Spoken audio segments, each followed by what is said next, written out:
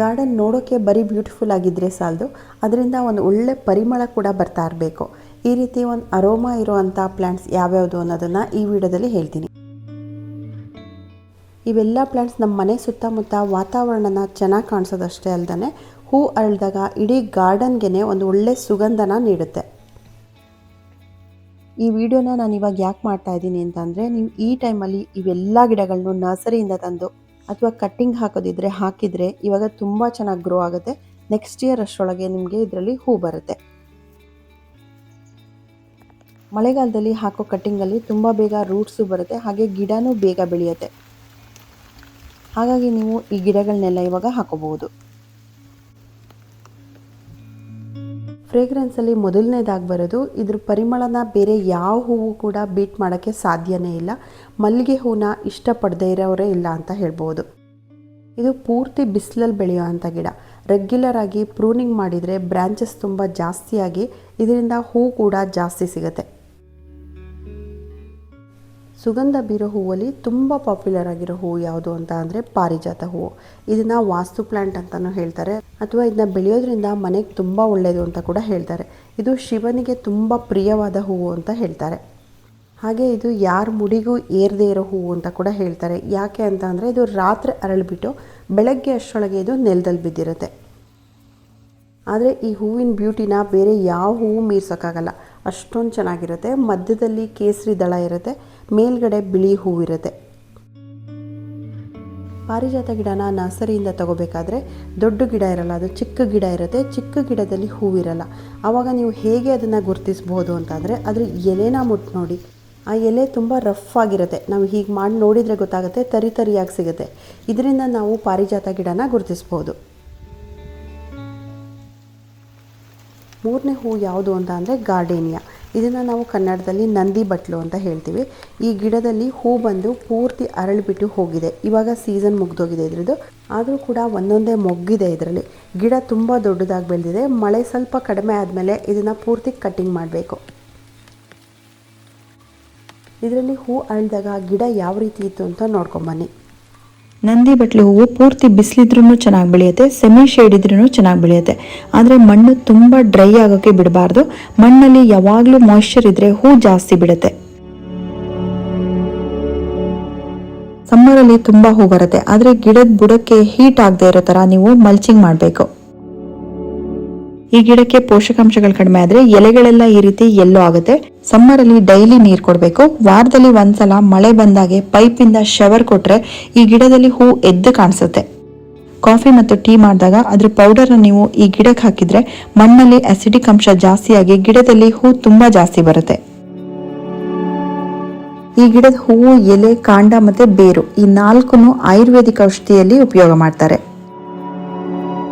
ಈ ನಂದಿ ಬಟ್ಲು ಹೂವಲ್ಲಿ ತುಂಬಾ ಒಳ್ಳೆ ಸುವಾಸನೆ ಇರುತ್ತೆ. ಇದನ್ನ ಕಟ್ಟಿಂಗ್ ಇಂದ ತುಂಬಾ ಈಸಿಯಾಗಿ ಬೆಳಿಬಹುದು.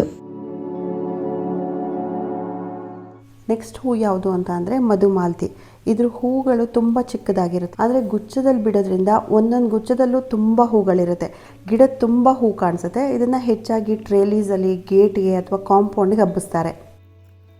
ಈ ಮಧುಮಾಲತಿ ಹೂವು 3 ಕಲರಲ್ಲಿ ಬರುತ್ತೆ. ವೈಟ್, ಪಿಂಕ್ ಮತ್ತು ಡಾರ್ಕ್ ಪಿಂಕ್ 3 ಕಲರ್ಸ್ ಇರುತ್ತೆ ಈ ಹೂವಲ್ಲಿ. ತುಂಬ ಅದ್ಭುತವಾದ ಸುಗಂಧನ ನೀಡುತ್ತೆ ಇದು. ಈ ಹೂ ನೋಡೋಕ್ಕೆ ದೂರದಿಂದ ಪಿಂಕ್ ಕಲರೇ ಕಾಣಿಸ್ತಾ ಇರುತ್ತೆ, ಆದರೆ ಇದು ಒಂದು ದಿನದಲ್ಲಿ 3 ಕಲರ್ನ ಚೇಂಜ್ ಮಾಡುತ್ತೆ. ಈ ಹೂ ಅರಳೋದೇ ಸಂಜೆ ಟೈಮಲ್ಲಿ, ಹಾಗಾಗಿ ಇದನ್ನು ಕನ್ನಡದಲ್ಲಿ ಸಂಧ್ಯಾ ರಾಣಿ ಅಂತ ಕೂಡ ಕರೀತಾರೆ. ಸಂಜೆ ಹೂ ಅರಳಿದಾಗ ವೈಟ್ ಕಲರ್ ಇರುತ್ತೆ. ಅದೇ ಹೂವು ಮರುದಿನ ಬೆಳಗ್ಗೆ ಲೈಟ್ ಪಿಂಕ್ ಆಗಿರುತ್ತೆ, ಮಧ್ಯಾಹ್ನದಷ್ಟರೊಳಗೆ ಡಾರ್ಕ್ ಪಿಂಕ್ ಆಗಿರುತ್ತೆ. ಹೀಗೆ ಒಂದೇ ದಿನದಲ್ಲಿ 3 ಕಲರ್ ಆಗಿ ಚೇಂಜ್ ಆಗುತ್ತೆ. ಇದ್ರ ಹೂವು ಬಂಚಸಲ್ಲೇ ಬರುತ್ತೆ. ಈ ಗಿಡನ ನೀವು ಕಟ್ಟಿಂಗಿಂದ ಬೆಳಿಬೋದು, ಯಾವ ರೀತಿ ಮಣ್ಣಲ್ಲಿ ಬೇಕಾದರೂ ಬೆಳಿಬೋದು. ಈ ಮಧುಮಾಲತಿಯಲ್ಲಿ ಹೈಬ್ರಿಡ್ ಕೂಡ ಬರುತ್ತೆ, ಆದರೆ ಹಳೆ ಜಾತಿ ಗಿಡ ಇದೆಯಲ್ಲ ಅದರಲ್ಲಿ ಸುವಾಸನೆ ತುಂಬ ಚೆನ್ನಾಗಿ ಬರುತ್ತೆ. ಈ ಹೂವಿನ ಸೀಸನ್ ಮುಗ್ದೋದ್ಮೇಲೆ ಈ ಗಿಡನ ಸರಿಯಾಗಿ ಪ್ರೂನ್ ಮಾಡಿದರೆ ನೆಕ್ಸ್ಟ್ ಇಯರಿಗೆ ತುಂಬ ಚೆನ್ನಾಗಿ ಹೂ ಬರುತ್ತೆ. ಈ ಮಧುಮಾಲತಿಯಲ್ಲಿ ಹೈಬ್ರಿಡ್ಗಿಂತ ನಾಟಿ ತಳಿ ಇರುತ್ತಲ್ಲ ಅದರಲ್ಲಿ ತುಂಬ ಜಾಸ್ತಿ ಸುಗಂಧ ಇರುತ್ತೆ. ನೀವು ನರ್ಸರಿಯಲ್ಲಿ ತಗೋಬೇಕಾದ್ರೆ ಹೈಬ್ರಿಡ್ಗಿಂತ ಈ ಗಿಡನೇ ತಗೊಳ್ಳೋದು ಒಳ್ಳೆಯದು. ಜಿರೇನಿಯಮಲ್ಲಿ ಸುಗಂಧ ಬೀರೋ ಅಂಥ ಜಿರೇನಿಯಮ್ಗಳಿದೆ, ಅದು ಗೊತ್ತಿದೆಯಾ ನಿಮಗೆ? ಸೆಂಟೆಡ್ ಜಿರೇನಿಯಮ್ ಅಂತ ಹೇಳ್ತಾರೆ ಇದನ್ನು. ಇದರಲ್ಲಿ ಹೂವಿಂದ ಬರೋ ಪರಿಮಳಕ್ಕಿಂತ ಎಲೆನ ನೀವು ತಗೊಂಡು ಉಜ್ಜಿದ್ರೆ ಅದರಿಂದ ಬರೋ ಅಂಥ ಸುಗಂಧ ತುಂಬ ಚೆನ್ನಾಗಿರುತ್ತೆ. ಈ ಪ್ಲ್ಯಾಂಟ್ ಹೆಸರು ಜಾಪನೀಸ್ ಹನಿಸಕ್ಕಲ್ ಅಂತ. ಈ ಪ್ಲ್ಯಾಂಟ್ ಬಗ್ಗೆನೇ ಒಂದು ವಿಡಿಯೋ ಮಾಡಿದ್ದೆ. ಇದನ್ನು ನಾನು ತಗೊಳ್ಬೇಕಾದ್ರೆ ನರ್ಸರಿಯವರು ಈ ಗಿಡ ಜಾಸ್ಮಿನ್ ವೆರೈಟಿಗೆ ಸೇರುತ್ತೆ ಅಂತ ಹೇಳಿದರು. ಮಲ್ಲಿಗೆಯಲ್ಲೇ ಇನ್ನೊಂದು ವೆರೈಟಿ ಇದು ಅಂತ, ಆದರೆ ಕ್ರೀಪರ್ ಅಂತ ಹೇಳಿದರು. ಇದು ಕ್ರೀಪರ್ ಬಳ್ಳಿನೇ, ಆದರೆ ಜಾಸ್ಮಿನ್ ವೆರೈಟಿಗೆ ಸೇರುತ್ತೋ ಇಲ್ವೋ ಅಂತ ಗೊತ್ತಿಲ್ಲ. ಆದರೆ ಇದ್ರ ಫ್ರೇಗ್ರೆನ್ಸ್ ಮಾತ್ರ ತುಂಬ ಚೆನ್ನಾಗಿರುತ್ತೆ, ತುಂಬ ಪರಿಮಳ ಇರುತ್ತೆ ಇದರಲ್ಲಿ.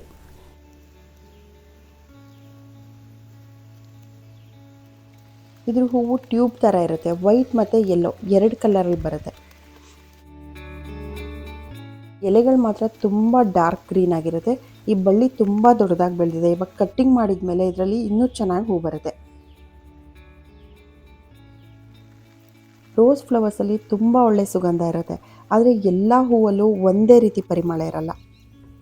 ಹೈಬ್ರಿಡಿಗೆ ಕಂಪೇರ್ ಮಾಡಿದರೆ ದೇಸಿ ತಳಿ ಗುಲಾಬಿಯಲ್ಲಿ ತುಂಬ ಒಳ್ಳೆ ಪರಿಮಳ ಇರುತ್ತೆ. ಲೈಟ್ ಕಲರ್ಸ್ ಗುಲಾಬಿಗಿಂತ ಡಾರ್ಕ್ ಕಲರ್ಸ್ ಇರುತ್ತಲ್ಲ, ರೆಡ್ ಮತ್ತು ಮೆರೂನ್, ಆ ಹೂಗಳಲ್ಲಿ ಜಾಸ್ತಿ ಫ್ರೇಗ್ರೆನ್ಸ್ ಇರುತ್ತೆ. ಈ ಪ್ಲ್ಯಾಂಟ್ ಹೆಸರು ಮಧುಕಾಮಿನಿ ಅಂತ. ಇದು ಎವರ್ಗ್ರೀನ್ ಶ್ರಬ್. ಯಾವಾಗಲೂ ಇದೇ ರೀತಿ ಬಿಳಿ ಹೂಗಳಿರುತ್ತೆ. ಬಿಳಿ ತುಂಬ ಚಿಕ್ಕ ಚಿಕ್ಕ ಹೂಗಳಿರುತ್ತೆ. ತುಂಬ ಲೋ ಮೇಂಟೆನೆನ್ಸ್ ಪ್ಲ್ಯಾಂಟ್ ಇದು. ತುಂಬ ಈಸಿಯಾಗಿ ಕೂಡ ಬೆಳಿಬೋದು. ಇದ್ರ ಫ್ರೇಗ್ರೆನ್ಸ್ ತುಂಬ ಚೆನ್ನಾಗಿರುತ್ತೆ. ಹಾಗಾಗಿ ಇದನ್ನು ಆಯಿಲ್ ಮಾಡೋದಕ್ಕೆ ಮತ್ತು ಪರ್ಫ್ಯೂಮ್ ಮಾಡೋದಕ್ಕೆ ಬ್ಯೂಟಿ ಕಾಸ್ಮೆಟಿಕ್ಸಿಗೆ ಯೂಸ್ ಮಾಡ್ತಾರೆ. ಈ ಮಧುಕಾಮಿನಿಗೆ ಸೇರೋ ಅಂಥ ಇನ್ನೊಂದು ಪ್ಲ್ಯಾಂಟು ಟೇಬಲ್ ಕಾಮಿನಿ ಅಂತ. ಇದ್ರ ಹೆಸರೇ ಹೇಳೋ ಹಾಗೆ ತುಂಬ ಚಿಕ್ಕದಾಗಿರುತ್ತೆ, ಹಾಗೆ ಟೇಬಲ್ ಮೇಲೆ ಡೆಸ್ಕ್ ಮೇಲೆ ಇಟ್ಕೊಳ್ಳೋದಕ್ಕೆ ಯೂಸ್ ಆಗುತ್ತೆ. ಇದು ಮಧುಕಾಮಿನಿಯಲ್ಲೇ ಡಾರ್ಕ್ ವೆರೈಟಿ, ಆದರೆ ಇದರಲ್ಲಿ ಹೂ ಬರಲ್ಲ. ಇದನ್ನು ಜಸ್ಟ್ ಆರ್ನಮೆಂಟಲ್ಗೋಸ್ಕರ ಯೂಸ್ ಮಾಡ್ಕೋಬೋದು. ಪ್ಲುಮೇರಿಯಾ ಅಥವಾ ಸಂಪಿಗೆ ಗಿಡ. ಇದ್ರ ಹೂವು ನೋಡೋಕ್ಕಷ್ಟೇ ಚೆನ್ನಾಗಿರೋದಲ್ದೇ ಇದ್ರ ಫ್ರೇಗ್ರೆನ್ಸ್ ಕೂಡ ತುಂಬ ಚೆನ್ನಾಗಿರುತ್ತೆ. ಇವಾಗ ನೀವು ಮಳೆಗಾಲದಲ್ಲಿ ಈ ಗಿಡನ ನರ್ಸರಿಯಿಂದ ತಂದು ಹಾಕಿದರೆ ತುಂಬ ಚೆನ್ನಾಗಿ ಬೆಳೆಯುತ್ತೆ, ಬೇಗನೂ ಬೆಳೆಯುತ್ತೆ. ಇದನ್ನು ಬೆಳೆಸೋಕ್ಕೆ ನೆಲದಲ್ಲಿ ಜಾಗ ಇಲ್ಲ ಅನ್ನೋರು ಇದರಲ್ಲಿ ಹೈಬ್ರಿಡ್ ಗಿಡ ಕೂಡ ಬರುತ್ತೆ. ಅದನ್ನು ನಾವು ಗ್ರೋ ಬ್ಯಾಗ್ಗಳಲ್ಲಿ ಅಥವಾ ದೊಡ್ಡ ಪಾಟ್ಗಳಲ್ಲಿ ಕೂಡ ಬೆಳೆಸಬಹುದು. ನಾಗದಾಳಿ ಸೊಪ್ಪು. ಈ ಗಿಡ ಸ್ಮೆಲ್ ನೋಡಬೇಕು ಅಂದರೆ ಇದ್ರ ಹತ್ರನೇ ಹೋಗಿ ಮೂಸ್ ನೋಡಬೇಕಾಗಿಲ್ಲ. ಈ ಗಿಡದ ಮುಂದೆ ಪಾಸ್ ಆದರೂ ಸಾಕು ಸ್ಮೆಲ್ ಬರ್ತಾ ಇರುತ್ತೆ. ಹಾವುಗಳಿಗೆ, ಇಲಿಗೆ ಮತ್ತು ಬೆಕ್ಕಿಗೆ ಈ ಗಿಡ ಸ್ಮೆಲ್ ಕಂಡ್ರೆ ಆಗಲ್ವಂತೆ. ಅದರಲ್ಲೂ ಹಾವುಗಳು ತುಂಬ ಡೇಂಜರಸ್ ಆಗಿರೋದ್ರಿಂದ, ನಾವು ತೋಟದಲ್ಲಿರೋದ್ರಿಂದ ತೋಟ ಸುತ್ತ ಹಾವುಗಳಿದ್ದೇ ಇರುತ್ತೆ. ಹಾಗಾಗಿ ನಾನು ಇದ್ರ ಕಟ್ಟಿಂಗ್ನ ಹಾಕಿದ್ದೆ. ಅದಿವಾಗ ಎಷ್ಟು ದೊಡ್ಡದಾಗಿ ಬಂದಿದೆ. ಈ ಗಿಡನ ಪಾಟಲ್ಲಿ ಕೂಡ ಬೆಳಿಬೋದು. ಒಂದು ಚಿಕ್ಕ ಕಟ್ಟಿಂಗ್ ಹಾಕಿದರೂ ಸಾಕು, ತುಂಬ ಈಸಿಯಾಗಿ ತುಂಬ ಬೇಗ ಬೆಳೆಯುತ್ತೆ. ತುಂಬ ಬಿಸಿಲಲ್ಲಿ ಬೆಳೆಯುವಂಥ ಗಿಡ. ಆಯುರ್ವೇದಿಕ್ ಮೆಡಿಸಿನಲ್ಲಿ ತುಂಬ ಕಾಯಿಲೆಗಳಿಗೆ ಇದನ್ನು ಉಪಯೋಗಿಸ್ತಾರೆ. ಅದರಲ್ಲೂ ಚಿಕ್ಕ ಮಕ್ಕಳಿಗೆ ಶೀತ ಕಫ ಆದಾಗ ಈ ಸೊಪ್ಪನ್ನು ತೊಳೆದ್ಬಿಟ್ಟು ಒಂದು ಬಟ್ಟೆಯಿಂದ ಒರೆಸಿ ಬಾಣಲಿಯಲ್ಲಿ ಸ್ವಲ್ಪ ಆ ಸೊಪ್ಪನ್ನು ಬಿಸಿ ಮಾಡಿಬಿಟ್ಟು ಜಜ್ಜಿ ರಸ ತೆಗೆದು ಜೇನುತುಪ್ಪದ ಜೊತೆ ಕೊಟ್ಟರೆ ಶೀತ ಕಫ ತುಂಬ ಬೇಗ ಕಡಿಮೆ ಆಗುತ್ತೆ. ರಜನಿಗಂಧ ಹೂವಲ್ಲಿ ತುಂಬ ಪರಿಮಳ ಇರುತ್ತೆ. ನಾನು ಈ ಗಿಡನ ಒಂದ್ಸಲ ಬೆಳೆಯೋಕ್ಕೆ ಟ್ರೈ ಮಾಡಿದ್ದೀನಿ, ಆದರೆ ನಮ್ಮ ಏರಿಯಾದಲ್ಲಿ ಇದು ಚೆನ್ನಾಗಿ ಬೆಳೆಯಲ್ಲ. ಹೀಟ್ ತುಂಬ ಜಾಸ್ತಿ ಇರೋ ಕಡೆ ಇದು ಬೆಳೆಯುತ್ತೆ.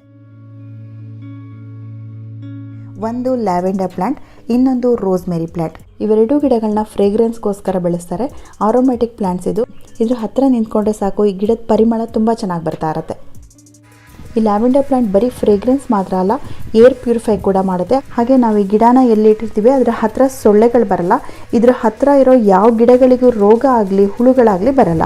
ಇದ್ರದ್ದು ಎಲೆಗಳ ಕಲರ್ ಮತ್ತು ಶೇಪ್ ಎಷ್ಟು ಚೆನ್ನಾಗಿರುತ್ತೆ ನೋಡಿ, ಸಿಲ್ವರ್ ಕಲರ್ ಇರುತ್ತೆ. ಈ ಗಿಡ ಫುಲ್ ಸನ್ಲೈಟಲ್ಲಿ ಬೆಳೆಯುವಂಥ ಗಿಡ. ನೆರಳಲ್ಲಿಟ್ಟರೆ ಈ ಎಲೆಗಳೆಲ್ಲ ಗ್ರೀನ್ ಕಲರ್ ಆಗುತ್ತೆ. ಫುಲ್ ಸನ್ಲೈಟಲ್ಲಿ ಇಟ್ಟಾಗ ಎಲೆಗಳ ಕಲರು ಸಿಲ್ವರ್ ಕಲರ್ ಆಗಿ ಫುಲ್ ಶೈನಿಂಗ್ ಆಗಿರುತ್ತೆ. ಲ್ಯಾವೆಂಡರ್ ಮತ್ತು ರೋಸ್ಮೆರಿ ಇವೆರಡೂ ಗಿಡಗಳಿಗೆ ನಾರ್ಮಲ್ ಪಾಟ್ ಮಿಕ್ಸಿಂಗ್ ಸಾಕು. ಮರಳು, ಕಾಂಪೋಸ್ಟ್ ಮತ್ತು ಮಣ್ಣು ಈ ಮೂರನ್ನು ಈಕ್ವಲ್ ಆಗಿ ತಗೋಬಹುದು. ಮರಳು ಬದಲು ಕೋಕೋಪೀಟ್ ಕೂಡ ಹಾಕೋಬಹುದು. ಈ ಎರಡೂ ಗಿಡಗಳು ತುಂಬ ಹೀಟ್ ಇರೋವಂಥ ಪ್ಲೇಸಲ್ಲಿ ಬೆಳೆಯುವಂಥ ಗಿಡಗಳು. ಇಡೀ ದಿನ ಪೂರ್ತಿ ಸನ್ಲೈಟಲ್ಲಿ ಬೆಳೆಯುವಂಥ ಗಿಡಗಳು. ಈ ಗಿಡದಲ್ಲಿ ನೀವು ಯಾವುದೇ ಒಂದು ಚಿಕ್ಕ ಕಟ್ಟಿಂಗ್ ತೆಗೆದು ಹಾಕಿದರೂ ಸಾಕು, ತುಂಬ ಬೇಗ ಬೆಳೆಯುತ್ತೆ. ನೀರು ಹಾಕಬೇಕಾದ್ರೆ ಸಮ್ಮರಲ್ಲಿ ಮಾತ್ರ ಈ ಗಿಡಕ್ಕೆ ತುಂಬ ಚೆನ್ನಾಗಿ ನೀರು ಕೊಡಬೇಕು. ಬೇರೆ ಎಲ್ಲ ಟೈಮಲ್ಲೂ ಮಣ್ಣು ಚೆನ್ನಾಗಿ ಡ್ರೈ ಆದಮೇಲೆ ನೀರು ಕೊಡಬೇಕು. ಈ ಗಿಡದ ರೂಟ್ಸ್ ತುಂಬ ಬೇಗ ಬೆಳೆಯಲ್ಲ, ತುಂಬ ನಿಧಾನವಾಗಿ ಬೆಳೆಯುತ್ತೆ. ಹಾಗಾಗಿ 2 ವರ್ಷಕ್ಕೆ ಒಂದು ಸಲ ಈ ಗಿಡನ ರೀಪಾಟ್ ಮಾಡಿದರೆ ಸಾಕು. ರೋಸ್ಮೇರಿ ಇದೊಂದು ಆರೋಮ್ಯಾಟಿಕ್ ಮೆಡಿಸಿನಲ್ ಪ್ಲ್ಯಾಂಟ್. ಇದು ಅರೋಮಾ ಥೆರಪಿಗೆ ಯೂಸ್ ಮಾಡ್ತಾರೆ. ಆಯುರ್ವೇದದಲ್ಲಿ ತುಂಬ ಯೂಸ್ ಮಾಡ್ತಾರೆ. ನಾವೆಷ್ಟೋ ರೀತಿ ಹರ್ಬ್ಸ್ನ ಯೂಸ್ ಮಾಡ್ತೀವಿ. ತುಳಸಿ ಆಗಿರ್ಬೋದು, ಪುದೀನ ಆಗಿರ್ಬೋದು. ಅದೇ ರೀತಿ ಈ ರೋಸ್ಮೇರಿ ಕೂಡ ಒಂದು ಹರ್ಬ್ಸೇನೆ. ಇದರದ್ದು ಎಲೆಗಳ ಶೇಪ್ ನೋಡಿ, ನೋಡೋಕ್ಕೆ ಸೂಜಿ ರೀತಿ ಇದೆ. ಬೇರೆ ಗಿಡಗಳಲ್ಲಿ ವಿಂಟರ್ ಸೀಸನಲ್ಲಿ ಎಲೆಗಳೆಲ್ಲ ಉದುರುತ್ತೆ, ಆದರೆ ಈ ಗಿಡದಲ್ಲಿ ಎಲೆಗಳು ಉದುರಲ್ಲ. ವರ್ಷ ಪೂರ್ತಿ ಎಲೆಗಳು ಇದೇ ರೀತಿ ಹಸಿರಾಗಿರುತ್ತೆ. ಇದು ಕೂಡ ಕಟ್ಟಿಂಗಿಂದ ತುಂಬ ಈಸಿಯಾಗಿ ಬೆಳೆಯುವಂಥ ಗಿಡ, ಫುಲ್ ಸನ್ಲೈಟಲ್ಲಿ ಬೆಳೆಯುವಂಥ ಗಿಡ. ರಾತ್ರಿ ರಾಣಿ ಅಥವಾ ನೈಟ್ ಬ್ಲೂಮಿಂಗ್ ಜಾಸ್ಮಿನ್, ಇದು ಹೆಸರಿಗೆ ತಕ್ಕ ಹಾಗೆ ರಾತ್ರಿ ಹೊತ್ತೇ ಈ ಹೂ ಅರಳೋದು, ಬಿಳಿ ಹೂ ಅರಳುತ್ತೆ. ಹೂವು ಅಂದಮೇಲೆ ಪ್ರತಿಯೊಂದು ಹೂವಲ್ಲೂ ಸುವಾಸನೆ ಇದ್ದೇ ಇರುತ್ತೆ. ಆ ಹೂವಲ್ಲಿ ಜಾಸ್ತಿ ಸುಗಂಧ ಬೀರುವಂಥ ಹೂಗಳು ಯಾವ್ಯಾವುದು ಅನ್ನೋದನ್ನು ಈ ವಿಡಿಯೋದಲ್ಲಿ ಹೇಳಿದ್ದೀನಿ. ಇನ್ನೂ ಸಾಕಷ್ಟು ಹೂಗಳಿರ್ಬೋದು, ಆದರೆ ನನಗೆ ಗೊತ್ತಿರೋ ಅಷ್ಟನ್ನು ಮಾತ್ರ ಈ ವಿಡಿಯೋದಲ್ಲಿ ತೋರಿಸಿದ್ದೀನಿ. ಈ ವಿಡಿಯೋದಲ್ಲಿ ತೋರಿಸಿರೋ ಅಷ್ಟೂ ಗಿಡಗಳು ಹೂ ತುಂಬ ಚೆನ್ನಾಗಿ ಬಿಡೋದ್ರಿಂದ ಹೂ ಬಿಡೋ ಅಂಥ ಗಿಡಗಳಿಗೆ ದಿನಕ್ಕೆ ಮಿನಿಮಮ್ ಅಂದರೆ 4ರಿಂದ 6 ಗಂಟೆ ಸನ್ಲೈಟ್ ಬೇಕೇ ಬೇಕು. ಸನ್ಲೈಟ್ ಇದ್ದರೆ ಮಾತ್ರ ಈ ಗಿಡಗಳಲ್ಲೆಲ್ಲ ಹೂ ತುಂಬ ಚೆನ್ನಾಗಿ ಬರೋದು. ಈ ಗಿಡಗಳನ್ನೆಲ್ಲ ಇವಾಗ ನೀವು ಮಳೆಗಾಲದಲ್ಲಿ ಹಾಕಿದರೆ ತುಂಬ ಬೇಗ ಬೆಳೆಯುತ್ತೆ.